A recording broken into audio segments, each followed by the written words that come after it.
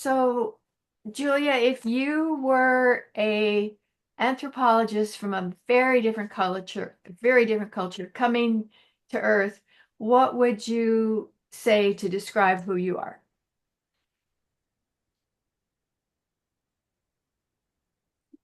Um, yes, I would say right now I'm a 43-year-old white American um, and female.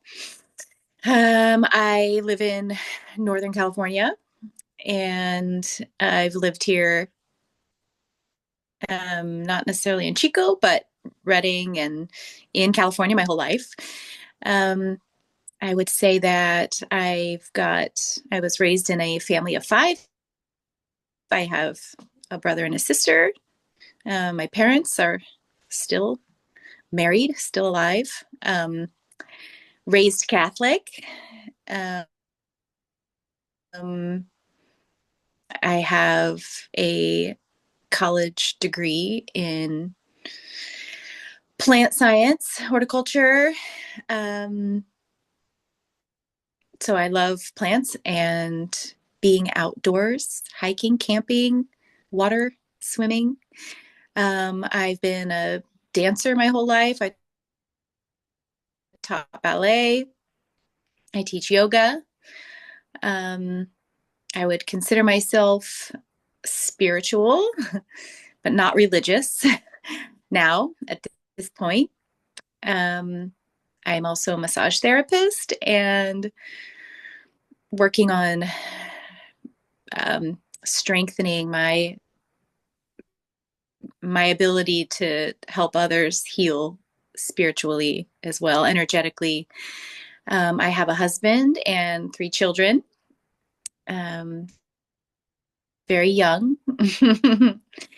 And yeah, that's there's all the broad the broad strokes there.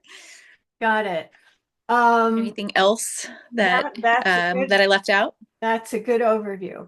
What about your connection with Bejay Moore? I know that she was trained in the Barbara Brennan School. She came to Chico from Pennsylvania, I believe, decades ago, and started her practice with the Barbara Brennan background. What do you know about her background and what led you to her? Well, what led me to her was the I moved to Chico. Um, I'm not even sure what year it was, probably 2009 or so. I didn't know a lot of people, and I had a baby a couple of years later, and started going to a play group every week with a group of ladies who also had newborns, and told me about her and the fact that she had seen this woman, and it sounded wonderful, um, because I was feeling, like I could use some help. um, so I saw her. I believe it must have been, let's see. So my daughter was not quite 1 year old yet, and I was having a really difficult time in my first marriage. I was really unhappy. And I had reason to believe that my husband at the time had a personality disorder, and later understand now that it's textbook narcissism. So I was going through a lot of emotional and verbal abuse, and it was just really tearing me down. Um, and so I reached out to her and had my first session with her, which is now probably 10 years ago, 11 years ago. Yeah. And as far as what I know about her background, it took some time for me to really fully understand, because I was so consumed with my own stuff, that I later, as I started really becoming interested in energy work, um, I was interested in learning Reiki and being attuned to Reiki. And so I started asking her about what her training was. And she told me she had been trained with the Barbara Brennan school. And how she described it was that she basically followed her around and kind of wanted to follow in her footsteps. And I asked her if she would be, if I could be, if she would be willing to like train me and stuff like that. And she said, no, I took an oath that I cannot do that. And it makes a lot of sense. It's a very, very special type of training. I realize now it is incredibly powerful and amazing. So, yeah, that's basically what I know of her and of her background. I also have the Hands of Light book written by Barbara Brennan, which I've read bits and pieces of. I haven't finished it completely yet, but it's just incredible, very life changing information. She has three books, Hands of Light. What's the one I just finished is um, Core Light Healing. And do you remember the other one? There's three Barbara Brennan books. I don't. We can list that. Oh, okay, yeah, I'm sure. Um, and then what was it like? Like if you went to BJ, would she talk about, let's talk about your week or your month or whatever, or what would you do? What was the practice? Yeah, so the sessions were 2 hours long. The first hour was talking. So it felt very much like you're talking to a therapist. She she just wanted to know, what's going on? How are you feeling? What's happening in your life? So, and I am pretty much an open book, so I just, had lots to say always. I didn't hold anything back. So we would talk and she would, take her notes and write information down that she thought was important. And um, then after we would talk, she would get a sense of what it was that maybe I needed. Um, I would lay down on the table, basically like a massage table. And I would usually have a blanket over me, and she would put a eye pillow over your eyes. She would play really beautiful music, sounded like angels. And during the time when we were talking before I lay down on the table, if there was advice or things that she thought she needed to say, she would say it. Um, and if she was getting information from my guides, she would say, this is what I'm getting from your guides. Your guides are telling me this right now.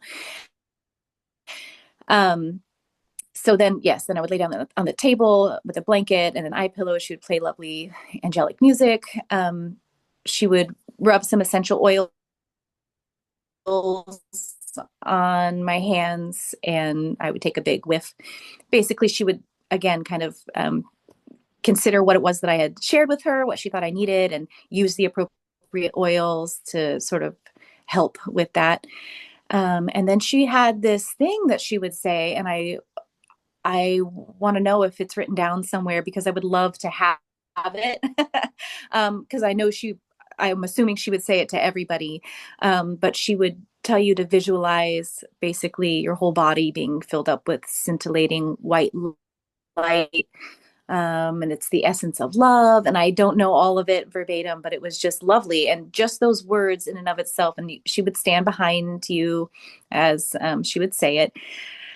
But just having those smells, laying down, feeling comforted, having somebody tell you, you are enveloped in um, a blanket of pure love. You are pure love. Just remembering that just brought down your whole body out of fight or flight, so that you could relax and start to open up and receive what she was going to do. So after that, and she would say, oh, you'd light a candle first. Also, forgot. You would light a candle before you lay down on the bed, and ask for the truth about who you are and, what it is that what information we needed to go forward and heal.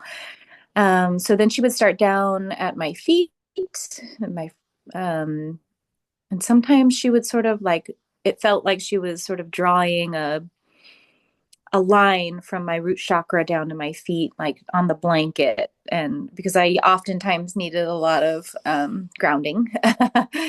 um, and then she would just go up the body. She would put her hands on my body, starting with the feet, move up to the knees, go up to my hips. Sometimes there would be extra work needed around my hips. So there was sort of like it almost felt like she was stitching something up, like she was sewing something.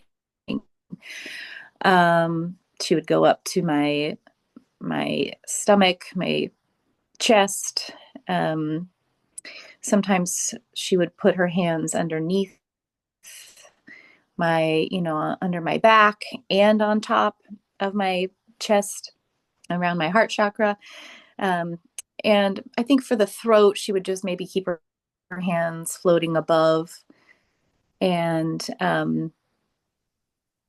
then up to my head. I think again, just hands maybe floating above my eyes, and then up to my crown chakra. And then she would and that took probably about 45 minutes or so. Um, and then she'd kind of let you come to for a minute. She'd write her notes about what she felt, what she received from my guides. And then when I sat up, we would talk about, what she discovered.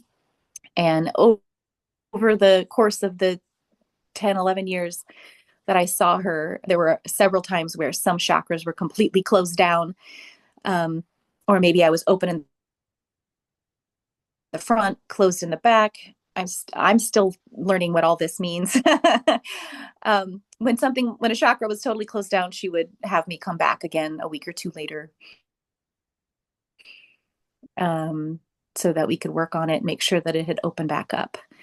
So at that point, she would tell me, what information she received from the guides, and what I need to do. Oftentimes, I'd need to eat organic apples to cleanse my liver. Um, Flower essences, what flower essences I would need to use in order to help with whatever it was. Sometimes it was letting go of control or accepting people for who they are. It's just different things. Inner child stuff. And then she would say, when you go home, take a bath in Epsom salts. You were not to watch any violent TV or movies. She would want you to write down and journal your dreams, any thoughts and feelings that came up. And it would continue to heal and work through me for 72 hours. I'm not sure what the magic number for 3 days is, but that was, what I was told and what I've read other places as well. And and then I would come out of she did it at that time in her home, in her room, and I would sit up and feel like a totally different person. My whole body felt, my heart would always feel softer. um, I felt more rested, um, and understood. And um, yeah, it was always an amazing experience. Barbara Brennan, I know as well as the chakras, she'll have their practitioners work with the Har line and the core star. Did she ever mention them?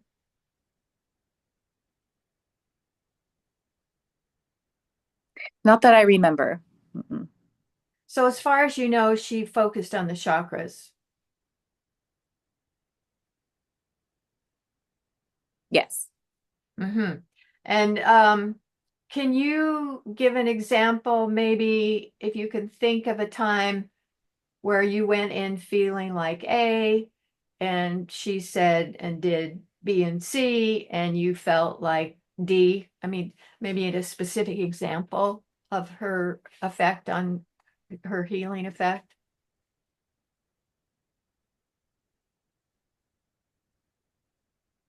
Um, let's see. What would a specific example be? Um,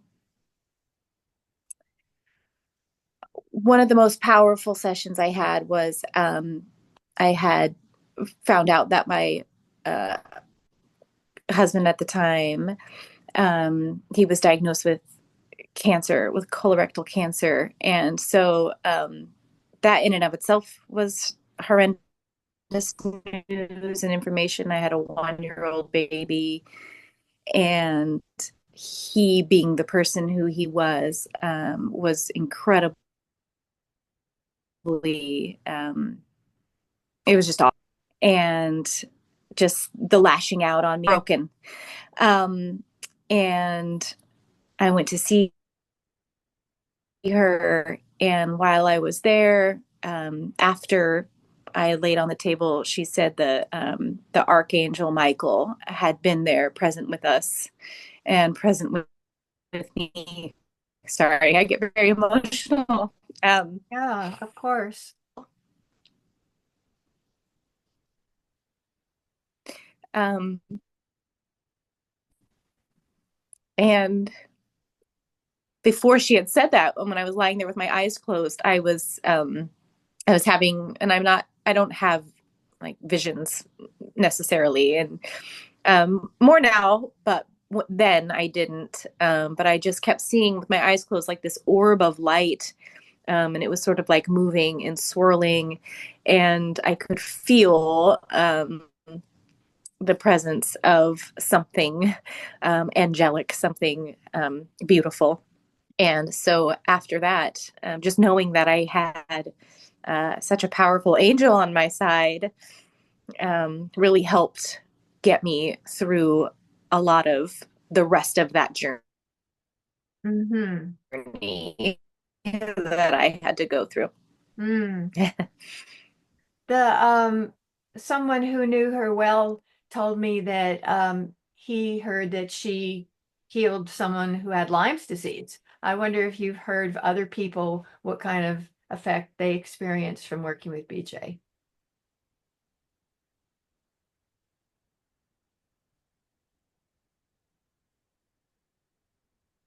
I hadn't heard that. I often referred her to a lot of my loved ones. Several of my friends visited with her that don't even live here. So some of them had distance sessions. Um, and I do have a friend who had seen her who had recently lost her husband. He suddenly had a heart attack and passed away Mm. really young. Um, and she had seen him, or seen, she went to see BJ. And later, this friend described that BJ had mentioned to her that she clearly was feeling depressed, but that he was with her. Um, and and after that, she had gotten in the car, and the lock on her door was playing tricks. Oh, um, and so obviously there, not that her husband wouldn't have come to her on his own anyway, but I do think that having um, that portal, BJ being so open to receiving information, um, she was like, "Oh yeah, there he is." so nice. That was nice. so there was that, um, uh, which I think is pretty powerful. Right. Right, right, right. What do you know about how she handled her passing? Because apparently she knew that she was going to pass on, and I wondered how she treated that knowledge. Um, I have absolutely no idea, and I think this is why she was really special to me. She was probably very special to a lot of people. Um, and I'm sure in a way I was special to her too, but I thought of her as like my fairy godmother. She was Mhm. just yeah, she was so humble about what she could do, and didn't. I don't. I'm sure she knew she was impacting people's lives, but she certainly never. It never went to her head. That just wasn't who she was. I had no idea that she was sick until I called and tried to make an appointment. And in her message, it said that she had retired due to an illness. And I could hear in her voice the sadness. Um, and I wondered too, did she know? At what point did she know that, what was going to come? Um, and I didn't know even what the illness was until I mentioned it to somebody else, and they said, "Oh yeah, she has, ALS," and that broke my heart because it's not a fun one. Um, and that was it.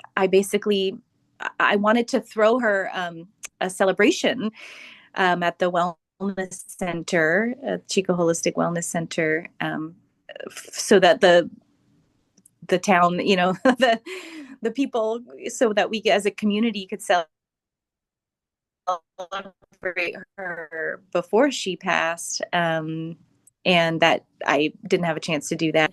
And again, that, broke my heart. And so I don't know what her plans were for transitioning or how she handled it. I don't know. And yeah, I mean, I'd like to know. Someone told me that she had kind of a gathering of her close friends to kind of say goodbye and get a send off. And I also know she was married, so I wonder how Mm-hmm. that played out. Yeah, right. Um, Um, yeah, she was married and fairly recently. It was sort of a new marriage. yeah. So if there was like a few sentences you wanted to send to BJ on the other side, just to let her know you were thinking of her and in appreciation, what would you say to her? Hi, BJ. Oh, yeah. I'd say that I miss her dearly, and I feel like I really need her now. And in that, it's also it feels like it it's my turn to move forward with my own healing and to learn more. And hopefully, I would love to be able to do even a tiny amount of what she did for other people. I would love to be able to help them in the same way. Um, You I probably I do, just but think she was definitely an angel on earth. hmm. She was just a I'm thinking that uh, you probably do yeah. some of that I your hope massage work. so. I think so. It's starting. Good. All right. Thank you. Me about a year. You the screen paused. Hmm.